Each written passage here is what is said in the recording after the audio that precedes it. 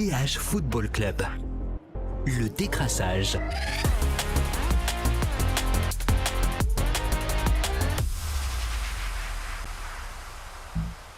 Salut à tous, très heureux de vous retrouver dans le DH Football Club pour un nouvel épisode du décrassage. Casting du jour, bonjour. On ne parle pas d'âge dans le décrassage, mais je peux juste vous dire qu'il a fêté ce 28 juin son anniversaire, comme Kevin De Bruyne et Jason Denayer. Bonjour Frédéric Bleuset, joyeux anniversaire. Bonjour, merci. Et tout comme Fabien Barthez, Bernd Thijs et Birger Martens, pour d'autres footballeurs connus et moins connus du foot international et national. Et reconnu, lui, il est né un 9 juin comme Olivier Dole et Gilles de Bilde. Salut Simon Amour. C'est bien aussi. Ouais. Quel est le dénominateur commun entre Daniel Camus et Johan Boskamp ? Il s'appelle Julien Parsinski parce que lui aussi est né un 21 octobre. Bonjour Julien. Bonjour à tous. Et lui, il est plutôt Frenkie de Jong que Jeroen Simaes qui sont nés un 12 mai comme lui. Salut Louis Janssen. Salut Jonathan, un jour avant Lukaku aussi. La classe, un peu de retard. Et vous le savez, dans le décrassage, l'important, c'est les 3 points. L'important, c'est les 3 points. C'était l'élément marquant et peut-être un peu surprenant aussi, messieurs, de cette victoire contre la Nouvelle-Zélande, très aisée. La colère de Rudy Garcia, il était chafouin, il n'était pas content. Fred, toi, tu l'as d'abord écouté en télé, au micro de nos confrères de la RTBF. Surpris, je pense, comme tout le monde. Surpris comme tout le monde, parce que ça vient assez vite dans sa réponse, tout comme en conférence de presse. Après, comme l'a très bien écrit Christophe ce matin et décrypté, et on y viendra. C'est une vieille tactique de manager. Il sait que ses anciens n'ont pas été très bons, pas au point d'être des has-been. Il s'appuie là-dessus pour protéger son groupe. Il profite de la victoire pour rappeler qu'ils sont toujours bien présents. Après, on sait aussi que c'est le genre de choses, le fameux seul contre les autres. Ça peut être à double tranchant parce que ça peut créer une atmosphère un petit peu négative autour de l'équipe, tout ce dont une équipe n'a pas besoin. Donc, c'est une vieille ficelle, elle est un peu grosse. Il a sans doute mal pris, je peux le comprendre, certaines critiques. Après, ce qui est toujours particulier, ce qui m'étonnera toujours, c'est qu'ils ne le lisent pas directement, on leur rapporte. Alors certes, les journalistes sont habitués à ça, à recouper un petit peu ce qui a été dit ou ce qu'on nous dit, mais peut-être inviter aussi Rudy Garcia à relire aussi ce qui est dit et ce qui est écrit, et pas seulement se contenter de ce qu'on lui rapporte. Julien, c'est vrai que c'est un classique des entraîneurs en Belgique. Michel Prudhomme était très très fort pour ça, mais c'est aussi un classique dans le management de Rudy Garcia. J'allais le dire, en fait c'est surprenant parce qu'il fait le king alors qu'il a battu juste la Nouvelle-Zélande et son équipe a éprouvé des difficultés face à l'Égypte et à l'Iran, mais au final quand on voit sa carrière c'est linéaire, chez lui c'est jamais de sa faute. Il le faisait déjà à Marseille où il reprochait le négativisme des médias. Il l'a fait à Lyon où il avait épinglé notre confrère de l'équipe en disant qu'il manipulait les statistiques. Il l'a fait aussi récemment en Belgique avec Gilles de Bilde. Si on n'avait pas encaissé 6 buts, on aurait terminé avec la meilleure défense. Voilà, donc c'est du Rudy Garcia, mais c'est jamais de sa faute, mais souvent la finalité c'est la même. Et donc c'est assez surprenant, d'autant plus que c'est vrai, c'est une vieille ficelle, mais elle doit être aussi crédible. Aimé Jacquet en 98, quand il le fait face au journal L'Équipe, c'est fondé parce qu'il y avait un vrai conflit. Là, j'ai pas l'impression que la presse belge était très critique, elle était juste objective. Et surtout, Jacquet le fait à la fin de la compétition. Il ne le fait pas à la fin du premier tour. Donc ici, on a l'impression que oui, c'est à la fois... En fait, ce qu'on ne sait pas, c'est si c'est calculé ou si c'est spontané. Mais je crois que tout est calculé avec lui, mais je pense qu'il y a... Donc c'est forcément calculé, mais il y a peut-être aussi une part de spontané quand il le fait directement après le match. Mais il a du mal à gérer la pression externe, j'ai l'impression, parce que c'est vrai qu'à chaque fois, la pression externe n'est quand même pas non plus délirante. En plus, mais... Sérieux. Non, elle est pas dingue. Enfin, Romain et Yves l'ont aussi rappelé dans le podcast après le match. Rudy Garcia, il vient avant et après les matchs, et pour le reste, on ne le voit plus. Yves rappelait, lors des tournois précédents, les sélectionneurs, les journalistes les voyaient tous les jours. Donc, la pression, elle est pas énorme.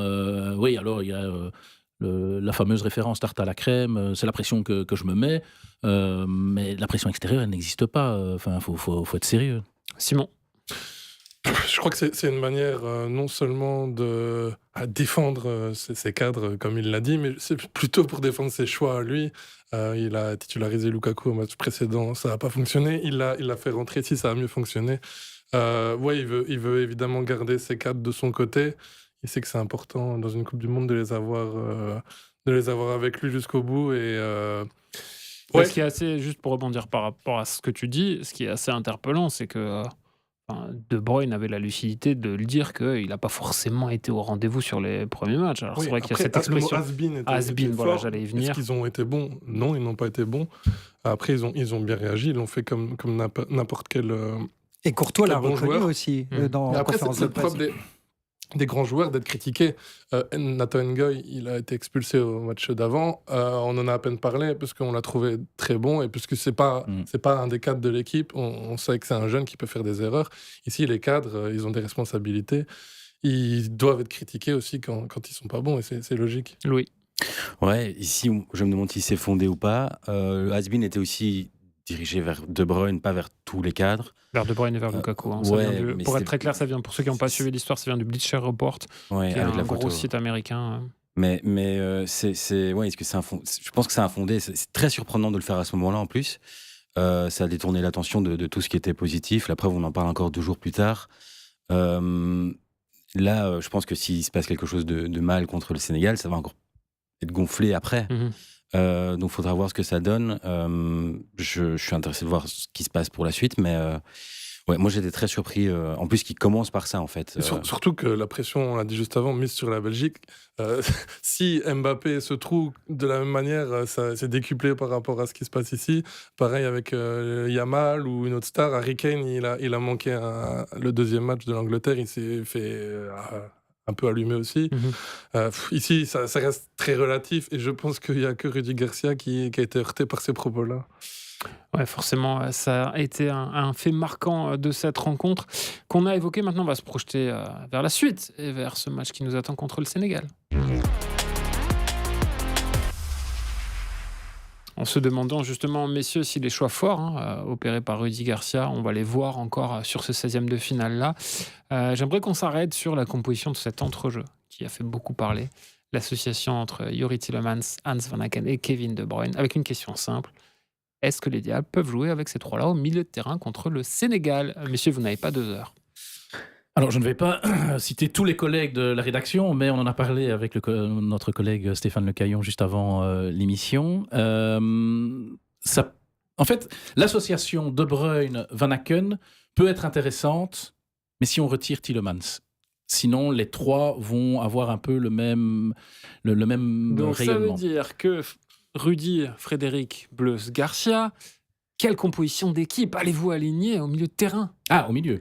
Moi, je remettrais Raskin, Van Aken et De Bruyne. Même que lors de Belgique-Ukraine, le match référence de Rudy Garcia jusqu'à présent. Et pas Onana, parce que sa montée au jeu n'a pas été bonne contre la Nouvelle-Zélande, au contraire de Raskin. Et que, pour tordre aussi le coup à un cliché qui est de dire on va mettre Onana pour mettre du body et mettre de la taille, parce qu'on va avoir en face un milieu qui peut être costaud aussi. Quand même rappeler que Nicolas Raskin, alors certes c'est l'Écosse, mais c'est aussi un joueur qui est capable d'aller dans l'impact et de bien défendre. En fait, et mettre Raskin, qui est un peu plus discipliné, je pense, que Onana tactiquement, permet à Van Aken et De Bruyne de jouer encore un cran plus haut et de mieux combiner. Et donc, Frédéric, pas de Youri Tielemans, qui est quand même accessoirement le capitaine des Diables ? Moi, je retirerais Youri Tielemans. Je ne trouve pas qu'il fait une grande Coupe du Monde jusqu'à présent. C'est parce qu'on en a parlé après le match contre l'Iran. Oui, c'est le capitaine, mais il ne rayonne pas comme un capitaine. Donc oui, je serais... En tout cas, on est d'accord sur Van Aken qui doit rester dans le 11, je pense. On est tous d'accord sur ce point-là. Sauf Stéphane qui lui a quelques réserves. Mais je ne veux pas parler à sa place. Louis, je t'ai vu hausser les yeux. Mais je pense comme Fred que l'association des trois contre le Sénégal, donc De Bruyne, Tielemans, Van Aken, ça n'ira pas. Il faut se poser la question lesquels est-ce qu'on va mettre dans les meilleures conditions. Van Aken avec Bruges, il a l'intelligence à chaque fois de compenser les montées de Onyedika, de Stankovic, de Jachari la saison précédente. Il a toujours très bien fait ça. Il l'a bien fait ici aussi. Je pense qu'il va le remettre. Et je pense qu'il va remettre De Bruyne et Tielemans aussi. Maintenant, est-ce que c'est la bonne solution ou pas? Je ne sais pas. D'autant que le milieu du Sénégal, il est hyper dynamique. Ouais. C'est le plus dynamique, à mon Et avis. ce serait un des points clés parce Ouais. que tout passe vraiment par l'axe au Sénégal. Il crée énormément dans les petits espaces au milieu. Mais par contre, j'ai quand même un doute sur Onana. On sait l'affect qu'il a. Il est né à Dakar. Il joue contre le Sénégal. Il aurait pu jouer pour le Sénégal. Ça, je vous renvoie à un papier un peu de teasing qu'un Romain a écrit et qui sera publié dans la journée de ce lundi, effectivement, sur la relation très particulière entre Ouais. Amadou Onana et le Sénégal. Il a grandi à Dakar jusqu'à ses 11 ans. Voilà, il sera surmotivé. Et puis, Fred a dit que c'était pas vraiment un argument, mais l'aspect physique, quand tu vois l'entrejeu du Sénégal, c'est 1m89, 1m91, 1m85, je pense.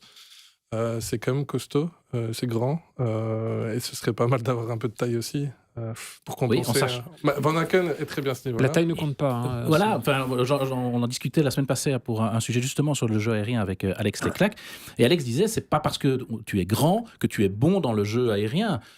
Exemple Thomas Meunier. Exemple Thomas Meunier, voire exemple Amadou Onana. Amadou Onana n'est pas non plus quelqu'un Non, qui mais rayonne dans le jeu aérien, pour aller dans les sauf sur duels les phases, avec sauf sur les les phases arrêtées Sénégalais. parce qu'il vient en première zone pour gêner la trajectoire. Mais sinon, dans la lecture des trajectoires et dans le milieu, forcément, il faudra lire les trajectoires. Amadou Onana n'est pas non plus quelqu'un qui va rayonner. Donc, c'est aussi ces choix-là qu'il faut poser. Pour revenir juste sur Van Aken, il a quand même... Et c'est peut-être aussi... Alors, est-ce parce que la Nouvelle-Zélande était un faible adversaire? Ça, il faut aussi le souligner. Est-ce parce que lui était un peu meilleur sur ce match-là? Mais moi, j'avais la sensation qu'avec Van Aken, De Bruyne était meilleur. Parce que Van Aken est un joueur intelligent qui sait bien se positionner pour permettre à De Bruyne de bien se trouver et de trouver les autres quand il faut donner le ballon. Et comme dit Louis, Van Aken a cette intelligence de pouvoir reculer parfois pour compenser les montées de l'un de l'autre. Et Van Aken mesure 1m95, je pense. Julien, pardon. Non, bah, moi, Enfin, si j'étais Rudy Garcia, Tu je n'es pas pense Rudy que... Garcia, heureusement pour nous. Heureusement. Mais je pense qu'il faut aussi un peu de stabilité Mm. parce qu'il a déjà changé après le premier match. Après le deuxième match, là, il y a une victoire. Alors certes, il faut la relativiser parce que c'était que la Nouvelle-Zélande, mais je pense qu'elle peut servir de déclic à un groupe. Et puis sortir son capitaine en plein tournoi, c'est quand même compliqué. Et là, on en revient à ce débat, pourquoi l'avoir nommé lui? Parce que tu te mets un peu une épine dans le pied, parce que quel message tu lui envoies, et surtout tu le perds, je pense. si Vous tu n'avez pas l'enlèves. l'impression aussi que il y a une histoire de rapport de force finalement, parce que là, on se dit, ok, il faut être prêt aux défis physiques que vont mettre les Sénégalais, parce qu'effectivement, dans les impacts athlétiques, c'est très costaud. Mais est-ce que les Diables, justement, ne peuvent pas essayer de déplacer ce match-là dans leur registre à eux, qui leur irait mieux, avec un visage plus joueur au milieu de terrain, et donc reconduire cette association? C'est vrai qu'il y a l'aspect physique du Sénégal, mais aussi la vitesse. Et là, Youri Tielemans peut vraiment être important. Aussi à la récupération, il est capable d'aller vite chercher des ballons, d'aller faire des tacles. Après, oui, on peut tourner le débat pendant 10 minutes. Mais même, il est capable aussi de répondre aux défis physiques. Il joue quand même en première ligue. Hein. J'allais dire, il joue en Oui, première bien ligue. sûr. On a l'impression Ça, qu'il ça, on joue est- sans ça, on est joue en d'accord. Eredivisie. Non, c'est quand même quelqu'un qui Au final, est c'est pro un choix de depuis luxe, 13 ans. parce que je pense pas qu'il y a de bonnes ou de mauvaises situations. mais Merci, Edouard. Mais on peut rappeler qu'un match, ça dure aussi longtemps, qu'il y aura des changements qui vont arriver à l'heure de jeu. Non, mais ce qui est dingue, c'est ils qu'on est seront en tous train de se importants. dire si Raskin est pas meilleur que Tielemans, alors qu'il y a 2 ans, si on... mais pas est-ce que c'est pas Ouais, plus adapté ouais, au plus contexte, adapté au Sénégal. finalement. Pas meilleur, mais plus s'adapter au contexte. Maintenant, alors ce serait peut-être un truc un peu dingo, mais je rappelle que Rudy Garcia a testé la défense à J'allais y 3. venir. Elle peut servir à ce moment-là. Est-ce qu'il ne va pas s'en servir pour ce match-ci? Commencer à 3 derrière. Reste à savoir qui seront les deux devant. Et là, bonne mais là- chance. Ou comment on anime devant. C'est le gros problème. Et puis avoir Lukaku qui vient après une heure pour... Parce que si tu joues à 3 derrière, ça veut dire que tu dois sacrifier Ah, ou Doku, ou Trossard, ou de Ketelaar. ou de Ketelaar. Et donc, c'est soit de jouer avec Doku et Trossard devant dans des rôles très libres pour pouvoir bouger, comme ils l'ont fait un peu. Alors forcément, c'était pas le même système, mais finalement, contre la Nouvelle-Zélande, on a vu qu'ils ont beaucoup alterné entre le flanc gauche et le flanc droit. Donc ça peut être ça. Et donc, dans les couloirs, avoir un De Kuyper qui est plus à l'aise dans ce système-là que dans une défense à 4. Et je pense que même si c'est une défense à 4, il sera reconduit contre le Sénégal. Et à droite, un gars comme... Est-ce qu'il met Salemakers pour... Et là, alors, on va encore chercher autre chose, et peut-être sur les qualités de la Belgique, c'est jouer sur la vitesse. Mais bon, ça peut être aussi potentiellement un peu casse-gueule de jouer contre le Sénégal de cette Tout en manière. sachant qu'effectivement, on parle beaucoup, Louis, de cette défense à 3. Au final, on l'a vu que sur un match, c'est la Croatie. Ben, c'est ça en fait, c'est qu'on a vu que sur ce match-là. Je pense que sportivement, c'est une base, peut-être la seule base pour qu'Onana se dise qu'il a des chances de commencer. Sinon, à part ça, je le vois pas dans l'entrejeu. La défense à 3, je sais pas s'il va oser le faire parce qu'on a vraiment pas longtemps, quoi. Donc, il faudra voir. Je pense, on a vu par exemple l'Angleterre jouer avec, prendre le risque, jouer avec Anderson comme seul numéro 6 devant la défense. Et contre le Panama, ça a été catastrophique. Et c'est un problème de profil, en fait, dans l'entrejeu que tu as.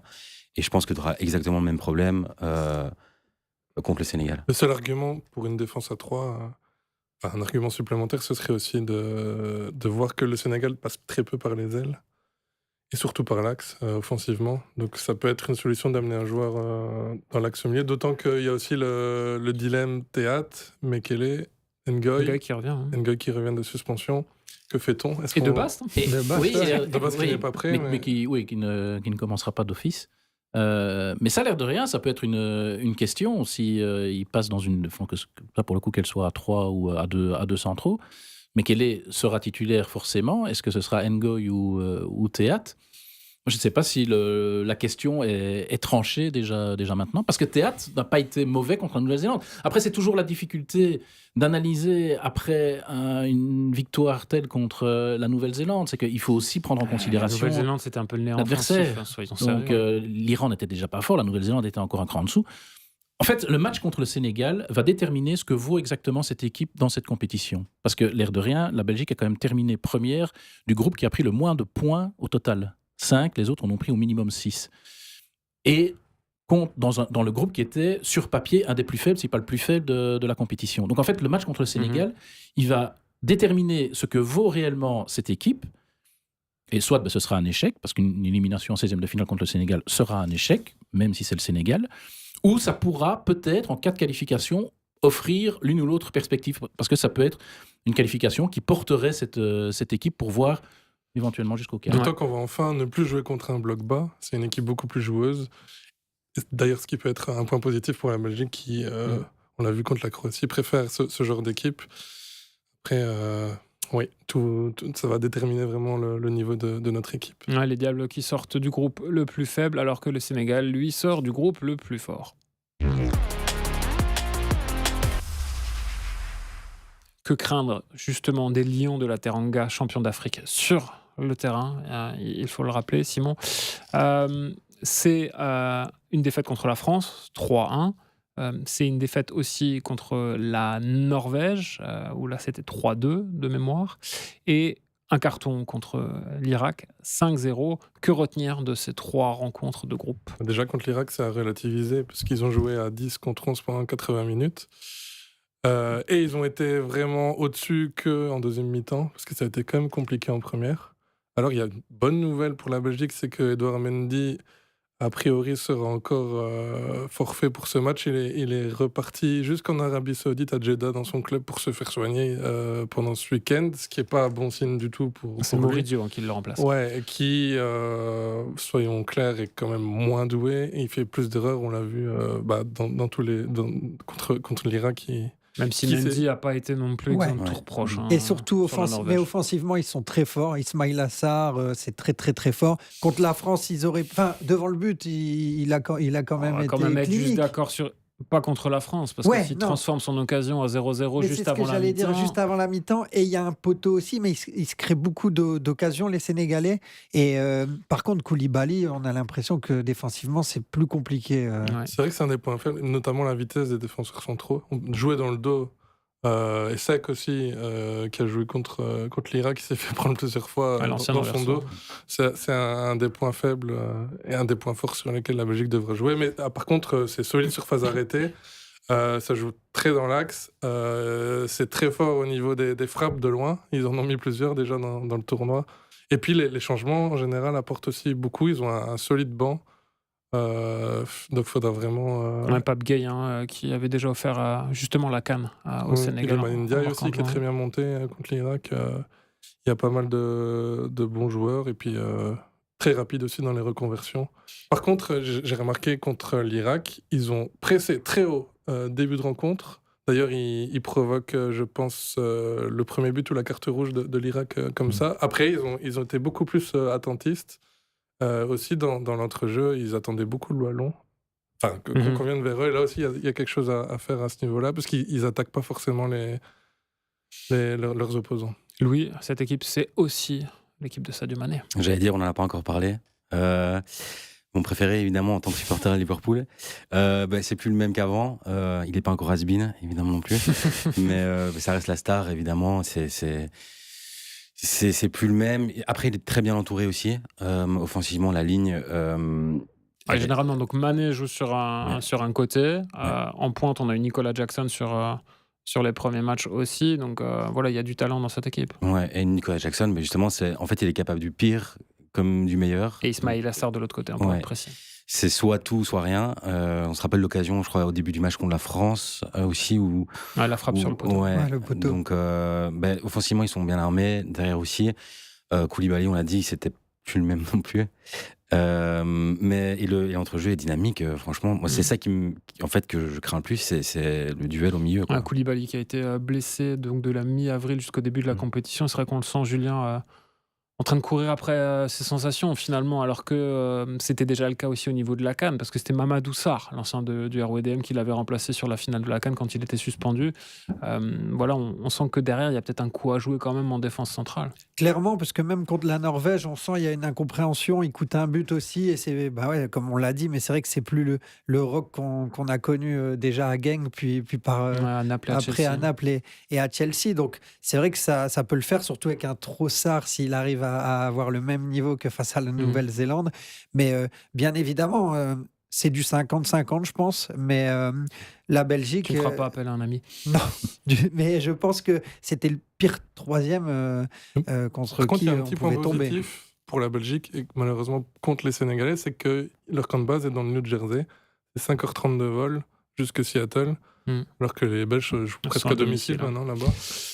Fred, cette équipe du Sénégal, elle t'inspire quoi? C'est vrai qu'on n'a pas non plus encore parlé de Crépin Diatta, qui avait été très très bon contre l'équipe de France. Oui, et qu'on a bien connu aussi dans le championnat de Belgique. Mais en fait, je me disais, est-ce qu'il faut peut-être s'inspirer, pas de la France forcément, parce qu'on n'a pas les mêmes qualités, si possible pas de l'Irak non plus, mais peut-être s'inspirer de la Norvège, qui s'est quand même créé pas mal d'occasions. Et Julien en parlait, vous en avez parlé. Oui, défensivement, c'est pas une équipe qui rassure énormément, mais c'est une équipe qui parvient à marquer au moins, en tout cas qui a toujours marqué au moins un but dans la compétition. On sait que, sauf contre la Nouvelle-Zélande, la Belgique marquer, c'était pas sa qualité première.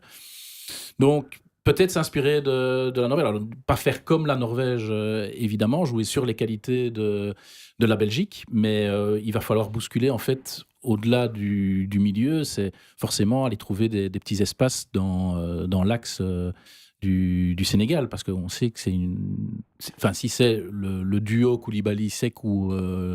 qui est reconduit, ou je ne sais pas qui peut jouer... Mamadou Sarr peut jouer aussi. Ouais, ça. Peut-être aller chercher dans cet espace-là. Ouais, sur les côtés, il y a Crépin Diatta et Ismaël Jacobs qui occupent les côtés. Louis, elle te fait peur, cette équipe? Dans son ensemble, quand même. Je crois que si je ne me trompe pas, sur les 26, il y en a 20 qui jouent dans les 5 grands championnats. C'est quand même pas mal. C'est un record pour une nation non européenne. Ça en dit long quand même sur la force globale de l'effectif. Et puis... parmi les 6 qui ne jouent pas dans les grands championnats, il y a Koulibaly et Mendy. On connaît tous leur vécu. Messieurs, avant de vous quitter, un petit pronostic. Simon? Je pense qu'on va aller en prolongation, mais j'espère surtout que... C'est pas bon pour le bouclage. Avec leur frappe de loin, les Sénégalais tirent ailleurs que dans le but belge. pour le jeu de mots. Elle n'était pas du tout préparée, celle-là. Pas du tout. Vous devez y penser depuis le début de Oui, je l'émission. pense. Le connaissant, oui, c'est très probable. Donc, une qualification ou pas des Diables après prolongation? Tir au but. Et la Courtois va sortir le grand jeu. Tir au but, tir ailleurs, parfait. Merci. Je ne te remercie pas pour le bouclage. Louis. Pour la première fois, je vais être optimiste. 2-0 pour la Belgique. Fred. J'ai envie de dire 2-1 pour la Belgique, si possible avant prolongation Merci. pour le bouclage, mais je crains que ce sera en prolongation. Julien. Je vais jouer le mauvais rôle, mais je le souhaite pas. Mais un 0-2 pour le Sénégal, malheureusement. Ouais, c'est vrai que c'est un match qu'on attend tous avec beaucoup d'impatience. C'est un match qu'on va largement évoquer dans nos colonnes. Je vous donne rendez-vous. On vous prépare plein de sujets sur cette rencontre. Romain Van Der Pleum vous attend sur son canapé rouge, déjà mythique à Seattle. Promis, il le laissera aux États-Unis et ne le ramènera pas en Belgique. D'ici là, prenez soin de vous. On se retrouve dans un prochain épisode du Décrassage dans le DH Football Club. À bientôt. Salut. DH Football Club. Le décrassage.